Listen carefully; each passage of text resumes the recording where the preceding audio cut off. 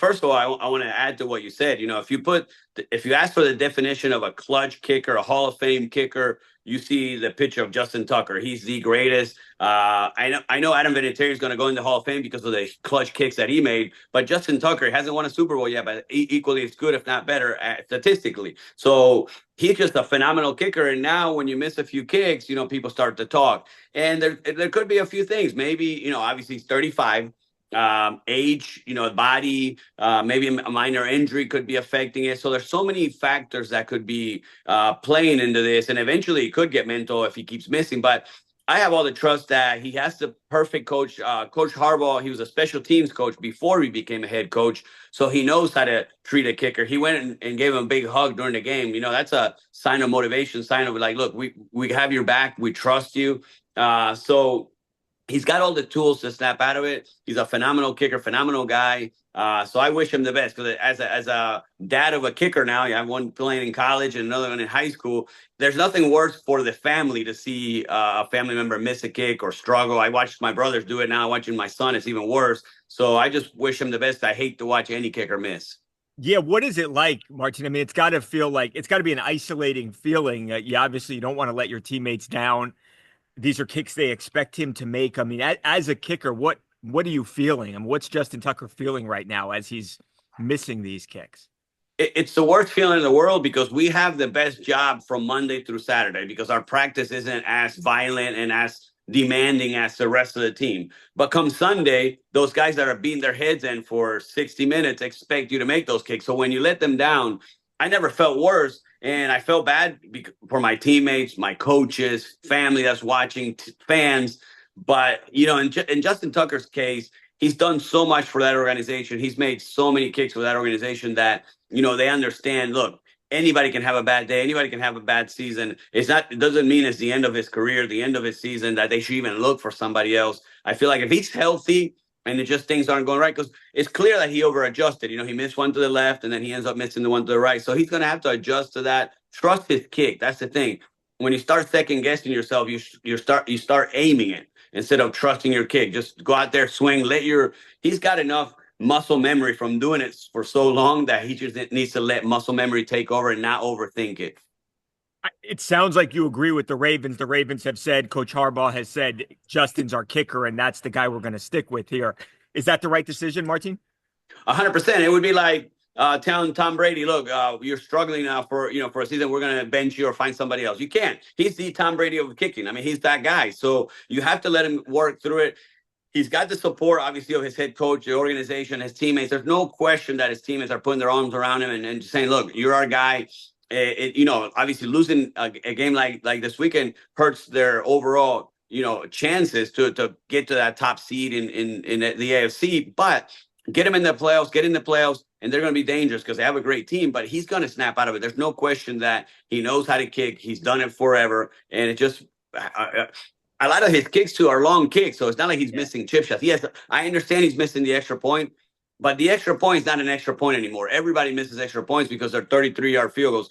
To me, it's like the way to equate that is having a basketball player say, okay, now your free throw is from the 3-point line, and you expect the same percentage. It's not going to happen. So that's where I feel like when we say, oh, he missed an extra point, yeah, but it's still a 33-yard field goal. You mishit it, and you're going to miss. But Martin, because though we've seen him make such long kicks over his career, even though it is much harder than it used to be, clearly, does this indicate that it's a mental issue, that it's not a physical issue? Because for him, a 33-yard kick, I mean, obviously we've seen this guy, knock through 60-yard kicks on many occasions. Does that indicate it's a mental thing in your mind or no? Well, the thing is, I haven't spoken to him, so I hate to say it's a mental thing. But just watching, he's got the leg strength because the ball's getting there. But the thing is, if there's any minor tweaked soreness, adductor, hamstring, quad, and now you're going to adjust your kick. So maybe it's 100% not mental, just physical. So until we know, or if the Ravens come out and say, look, he's dealing with this or dealing with that. Ankle, a plant foot ankle pain could be causing it as well. So there's so many factors. Until we know, most people are going to say it's mental, and that's where everybody's going to lead to first. Oh, he can't kick anymore. He's mental. He's done it for 12 years.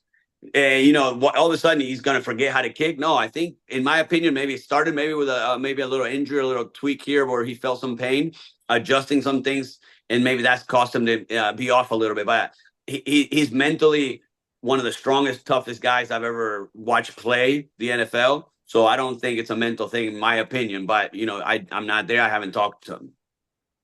Would you be shocked if we looked forward in the future and he hits a 55 yarder in the AFC Championship game to send the Ravens to the Super Bowl? I mean, could you still see him having a massive impact on the team in a positive way? Oh, 100%. I wouldn't be shocked at all. And that's why the team still believes in him. That's why Coach Harbaugh, because they probably see him doing it in practice as well. He's done it in the past. So I'm 100% confident that he's going to be fine.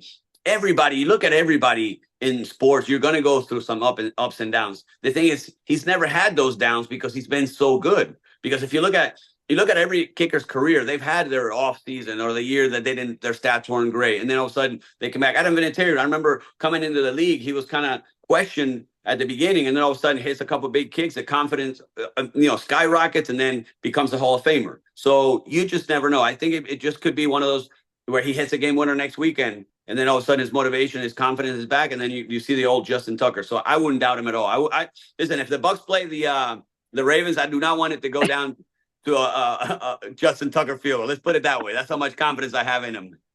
Oh, that would mean you're in the Super Bowl then, right? That's right. Hey, listen, I always got my Bucks, man. I always pick my Bucks. Are they going to make the playoffs, Spartan? Well, it was a big step yesterday, winning that game in overtime again with another kick. Chase McLaughlin, speaking of kickers, having a great couple of years here with the Bucks, doing a phenomenal job. So yes, I feel like we're going to make and that's the thing. When you come in and you come in the back door, because we're not going to probably be in as the team that had a great all year, coming in confident at the beginning of the playoffs. I think the Bucks are going to be a dangerous team. Nobody wants to play the Bucks in the playoffs. How'd you like having Baker Mayfield as your quarterback? I love that guy. I listen. And I don't want to say now, oh, I'm a supporter of Baker. I was a supporter of Baker from day one. I loved him coming out of college because that confidence that he plays with. To me, he's a linebacker playing quarterback, and that's how his teammates feel that way. The energy that he brings, the guts. I mean, yesterday when one of their D linemen stepped on his ankle, I thought he broke his leg. Like that's what it looked like on TV. We're like, oh man, I think he might have broken his ankle. And all of a sudden, he goes to the blue tent for like 2 seconds. Maybe they tape him up. He's back playing like nothing happened. I mean, that guy's the toughest quarterback I've ever seen.